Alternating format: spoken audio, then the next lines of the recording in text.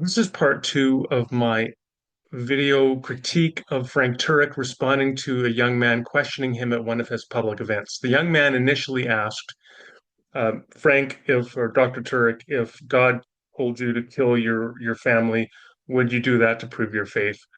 And Turek waffled on the question. Young man's going to come back and repeat that question and also expand it to talk about biblical violence in general and about God commanding atrocities like the genocidal slaughter of the Amalekites. So that's where we're going here.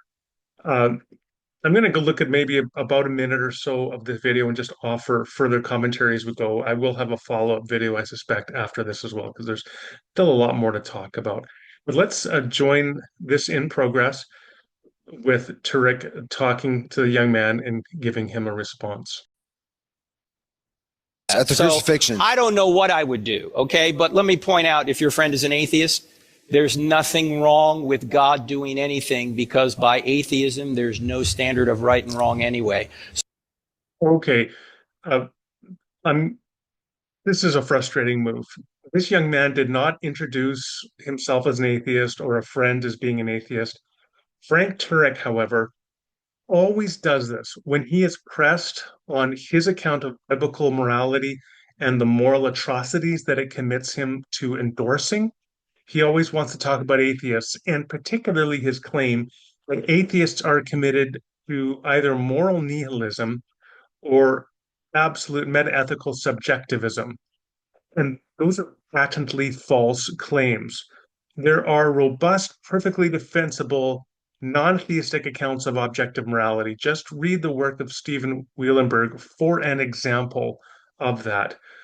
Um, so this is very frustrating. But the other thing is, this young man, again, he didn't introduce atheism, but Frank Turek wants to talk about atheism because it's a rhetorical gambit to try to shift the burden of proof onto the young man by talking about the young man as having a friend who is an atheist. And then as we go further, we'll see that he then talks about to this young man himself as if he is an atheist and claiming that the young man is thereby committed to either moral nihilism or moral subjectivism and thus has no objective basis on which to present the question he is given.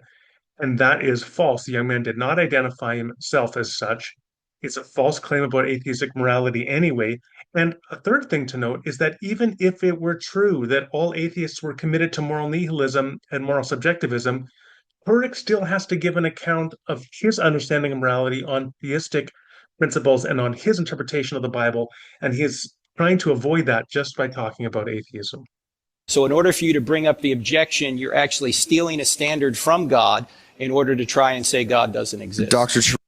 Okay, what he did there, two things to highlight. First thing is Turek went from introducing this young man as having a hypothetical friend who is an atheist, who has no objective basis for morality, and now saying you as the questioner have no objective basis for morality, as if we've now suddenly are considering the questioner, the young man himself, as an atheist, when nothing has changed. The young man hasn't identified himself as an atheist, let alone a nihilist or subjectivist about morality. Burke is just treating him as such to say that you don't have the right to ask the question. Maybe you should just shut up, I guess, is the implication here.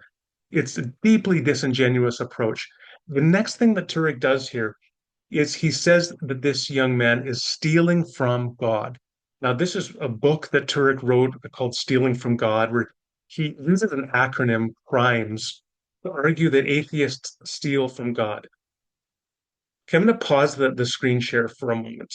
I just want to unpack that a little. What it seems to me is going on here is Turek is appealing to a dysphemism. I've talked about this elsewhere, I think in other videos, articles somewhere. I know I've talked about it. So a euphemism is a figure of speech in which the prefix eu from Greek means good. So it's a way of saying something in a nicer, gentler way than one might otherwise say. For example, if you need to defecate, you might say, I'm going to go to the powder room. And that's a euphemism for saying, I need to defecate. It's a nicer way of saying it. It can go the opposite direction as well. You could use a dysphemism, and that's a harsher, stronger, more offensive way of saying something. So, for example, if you're in a restaurant, the waitress might come up if she needs to get the ketchup bottle from your table, and she might say, I'm just going to steal that bottle. She takes the ketchup bottle and gives it to another table. She's not literally stealing, it's a dysphemism. And even if you believe that atheists, in order to have a metaphysical ground of objective morality, they're appealing implicitly to theistic categories, to call that stealing is a dysphemism, right? You're stating it in stronger, more harsher, more offensive terms than is literally true, because it's not literally stealing. It's an analogy. It's a dysphemism. The difference between that and the waitress saying, I'm going to steal your ketchup bottle, is that in the case of the waitress, it's not offensive. Um, First of all, she's not accusing someone else of stealing. She's, in a sense, self-deprecating.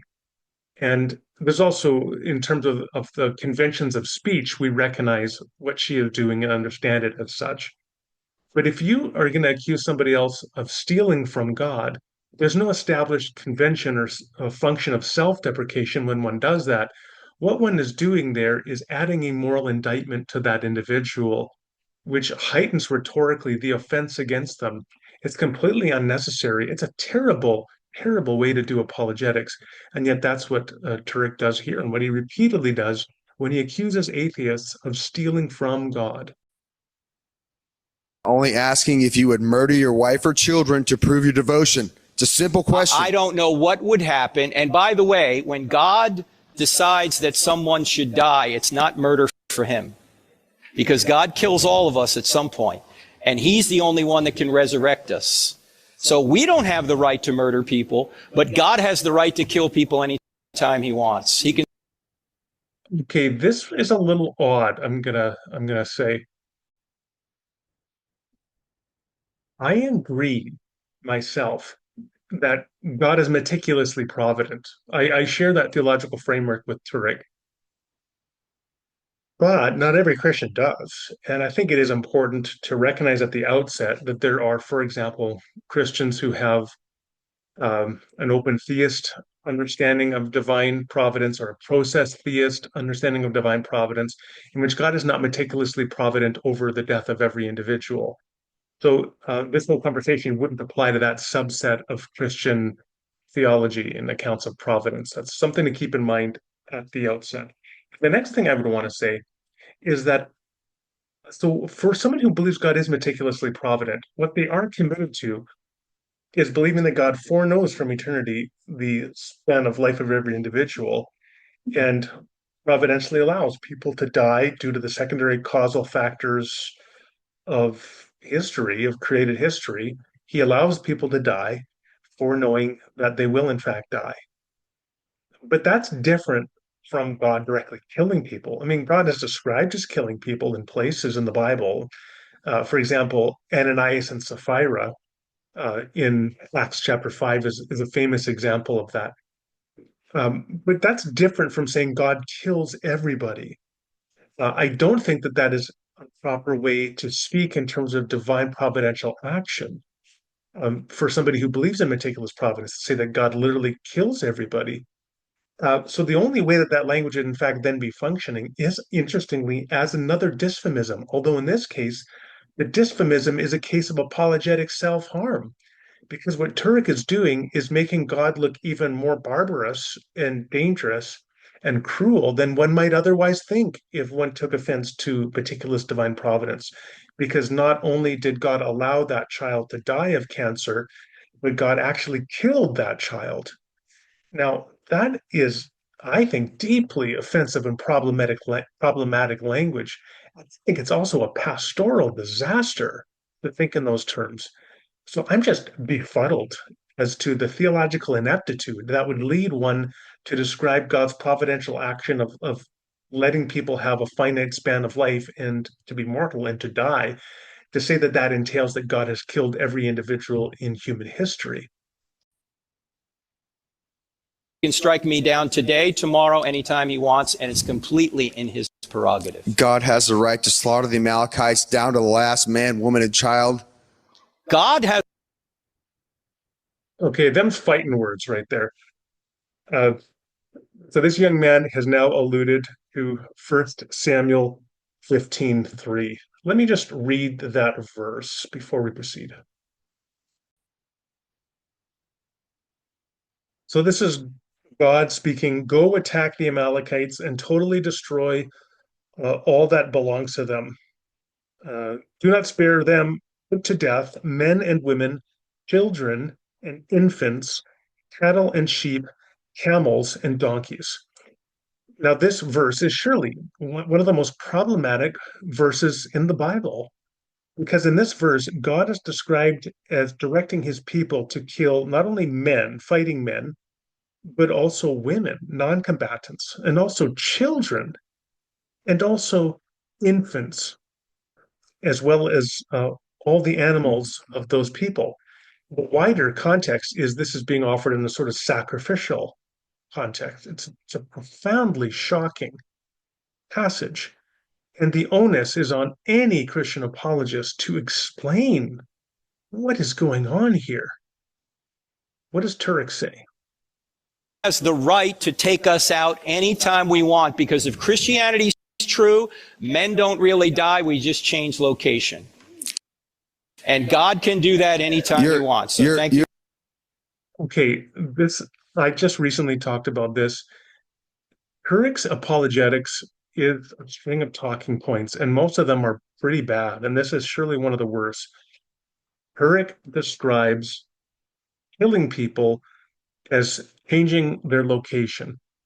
The interesting thing is now he's going from a dysphemism, God is killing people by allowing them to die, and he now swings over to a euphemism that killing itself really is just changing a person's location. I mean, this is mind-numbing. Can you imagine? A father has just killed his family. The police have arrived on the scene. They're going in a traumatic shock as they're seeing the corpses of children and a mother lying around the house. And are we supposed to take comfort saying, well, actually, they didn't die. They just changed location. I mean, it's such a silly and offensive thing to say. It's also just absurd. People do die. Obviously, Jesus died and he rose from the dead, and that's how he defeated death. He didn't defeat death. Well, what Turek wants us to think there's no such thing as death, you just change location. Well, no, death by definition, if you are a metaphysical dualist, is your soul changing location from your body. May be true if you're a dualist, but that doesn't mean death itself just is changing location. Death is the cessation of bodily life. If Turek doesn't understand that, what is he doing up there on that platform giving lectures if he doesn't even understand what death is? That's shocking. And to try to use this use of language, this deceptive, misleading use of language, as a way of deflecting from a genuine question about God commanding the slaughter of infants and children, it's just an insult to people's intelligence. For your question.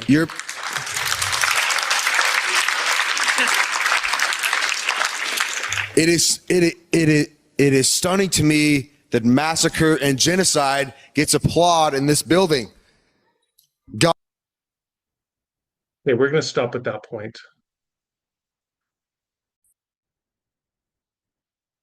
First of all, that young man has a lot of guts, and he is to be commended for standing up to this obfuscator, Frank Turek, to this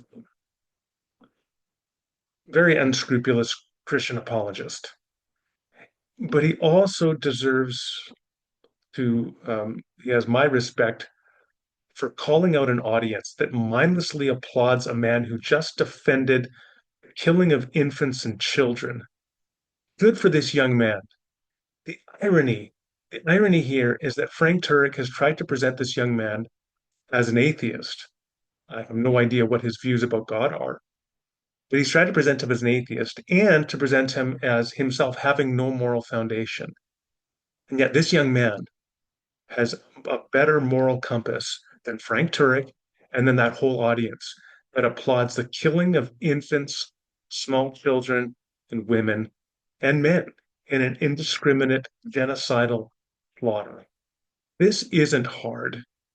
And for Turek to try to avoid this by saying, well, God was just having the Israelites change the location of the Amalekites. And the Hutus in 1994 were just changing the location of the Tutsis, and the Germans in 1945 were just changing the location of the Jews. Do you really want to go down that path with that kind of rhetoric? Kudos to this young man for having the courage to stand up to this apologist. Atheist, quote unquote, was right on this one.